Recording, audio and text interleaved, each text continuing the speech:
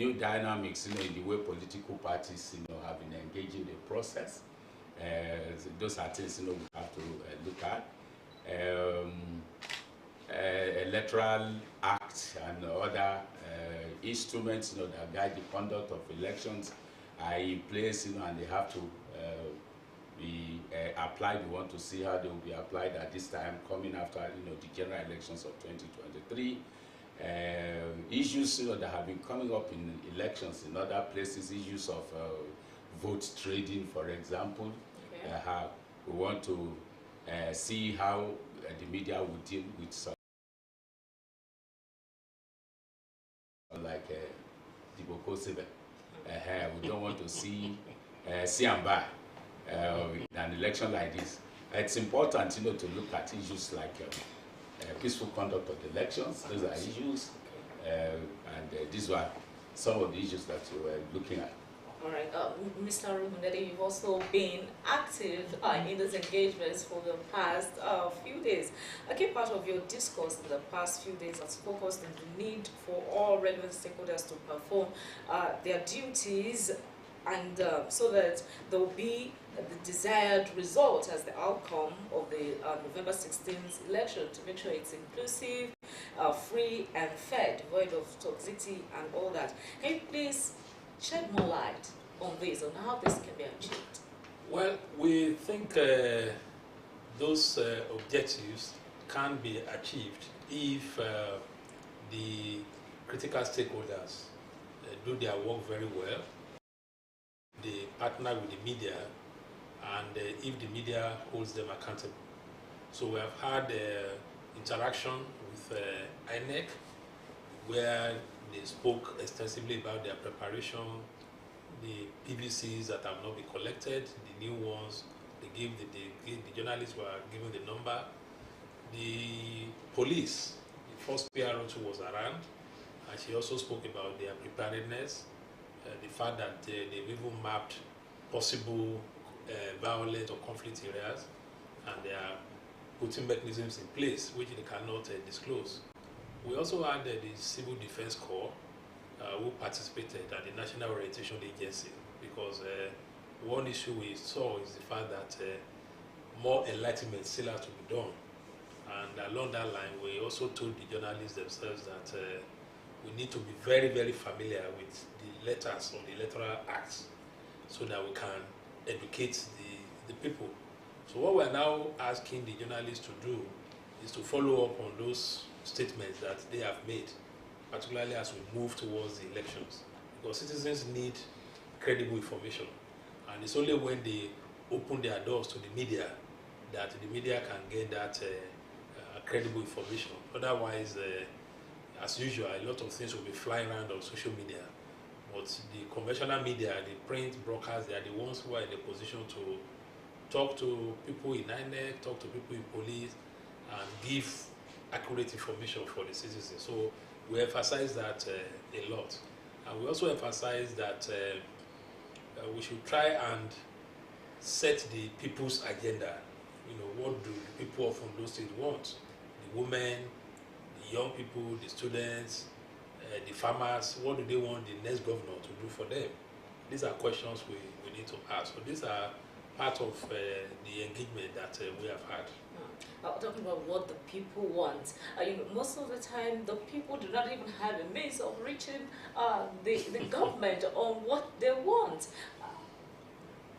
Yeah, well, that is why the media is there. The media is supposed to be the intermediary, and when they have the opportunity to interview the candidates, those are the questions they should be asking them. I mean, those are the things they should be telling them, that we've been to this community, the community has said this, what would you do about that? That way, the people have gotten across to there. And I think one of the suggestions that came from our engagement in the past few days is that even the Nigerian Union of Journalists in the state can actually use its position and authority to organize a debate for the candidates, because that brings them very closer to the media. And it's nothing new. In those states, the state NUJ will be organizing debate for the governorship candidates come this weekend, I think, maybe tomorrow or Sunday. So it's a best practice that they can copy. It's been done before, it was done in Rivers. There's nothing wrong. debates have been held to for potential candidates in Ondo State in the past, though sometimes the media is frustrated by the reluctance of individuals to feature on such debates, and there are no laws, enforcing such invitation. Or what do you think? The laws enforcing such invitations, maybe if they were, the media could be doing more in this interaction. I agree, because election debates between candidates is very, very important. It is one mechanism, for voters to be able to assess the quality of candidates and to be able to access quality information so that they'll be able to make informed decisions on election day. It's very, very important. I know that in Nigeria efforts are ongoing to see how we can put this as part of the legislation, part of the electoral framework going forward, so that in every election, whether it's presidential, whether it's governorship, like the one that's upcoming, candidates will make themselves available, to participate in such activities. We recommend it very, very strongly, and we are for it. And we're hoping, that if our colleagues here in Ondo State push very well, interact very well with the candidates, it could happen, this time. I'm really optimistic. All right, Dr. Akinbudu, let me also ask you this. That with time, since the commencement of this current democracy, since 1999, Nigerians were very hopeful at the inception that we'll be having a robust time, we'll be having dividends of democracy and all that. But along the line, Nigerians are becoming unmotivated, becoming cynical about democracy and its ability to deliver on the campaign promises. So you can see this in the turnout sometimes during election. How do you think the media can steer voters out of their political apathy? Thank you very much. This was one of the key issues, that we engaged at the interactions that we had, over the past 3 days. Issue of voter apathy, how to address it. We have seen that due to what you have said, due to the things that citizens have witnessed in previous elections, the signals or the signs are there, that many do not want to participate or participate actively, in elections going forward. But then it is part of the duty of the media to say to citizens that democracy or building democracy is not a 100-meter dash. It is a marathon. It's a work in progress. The one we're building in Nigeria, the democracy is work in progress. At every point in time, we will experience gaps in the conduct of stakeholders, not just the election management body, other stakeholders. So what democracy building demands is that as we identify those gaps in the performance of stakeholders in the electoral process, we make efforts to take care of those gaps. And we have seen, in this situation, for example, the commitments that are expressed, by those stakeholders, and the interaction that we had, as my colleague Rugudadi just mentioned, the key stakeholder groups came to make commitments. INEC was there, and they said to us, this time, the gaps, that citizens might have seen in the past will be taken care of, will be addressed. The security agencies said the same thing, everyone, that came there. So meaning, that we're going to have improved conduct of the elections.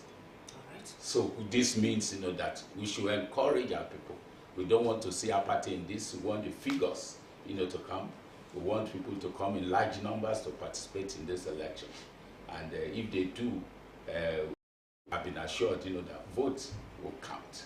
Yes, Mr. Romulade, some of the lapses in previous elections, because we've talked about lapses, so let's go there. Some of the lapses is the inability of people living with disabilities to actually actively participate in elections, maybe deliberately or just the fault in the system. So this time around, are there some ethics? Are there some codes that you're recommending to the media, to used as an instrument to enable the people living with disabilities to participate more in the election? Yes, I think it's very important.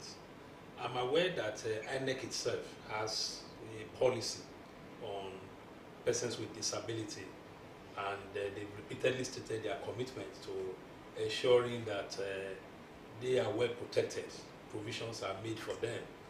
And that's why one of the issues that came up in our conversation was the fact that we should get data on persons with disability in Ondo State. How many are they? What type of disabilities? So that the media can then in turn ask INEC questions as to what do you want to do about these people. Now, for the other groups that you mentioned, the person with disability, the self-regulatory framework when it comes to media and elections is the Nigerian Media Code of Election Coverage. And what it recommends is that in the course of reporting the elections, the campaigns and everything, media houses should consciously reflect their views. And where they are standing as candidates, we should also give them visibility.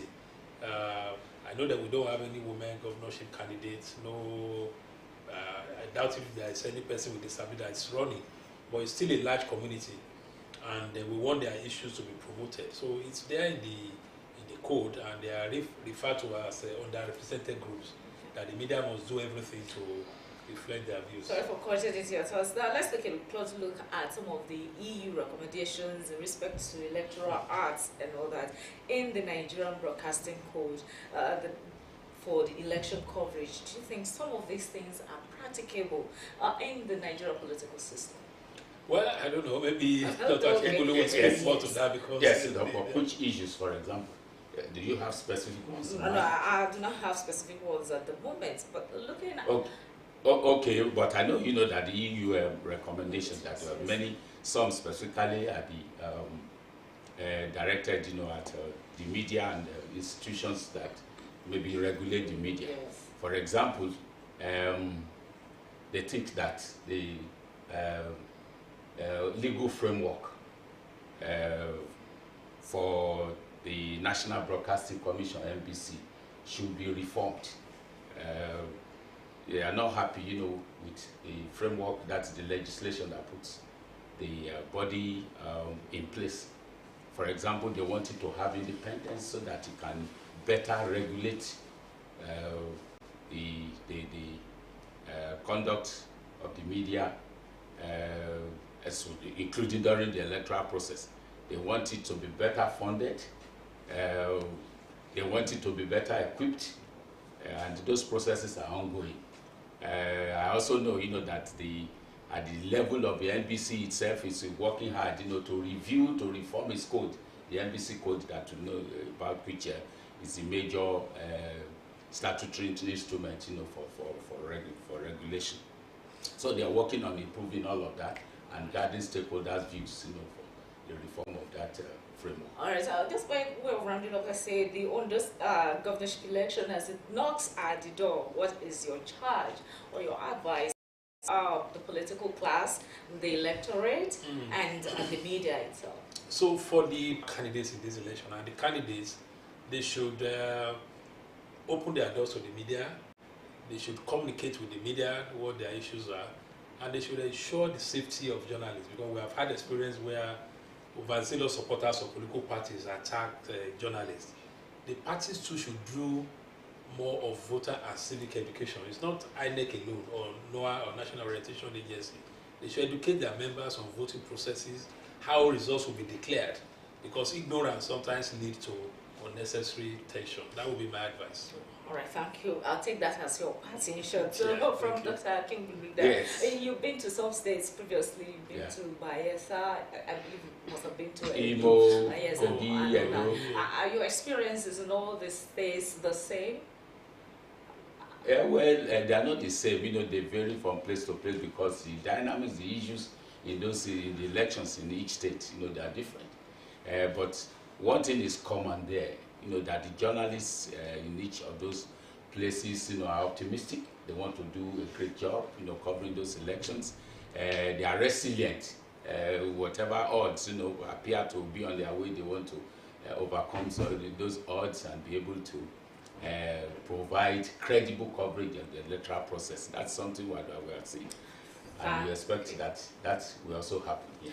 All right, thank you very much for sharing your thoughts and at least for coming to have these engagements with the media. I believe that the concerned reporters and others are better equipped on how to give the forthcoming election better coverage, and as well you're pushing for the protection of journalists as well. All right, the media is a key stakeholders in the institution of democracy. They are considered to be the fourth realm of the state, and so that is why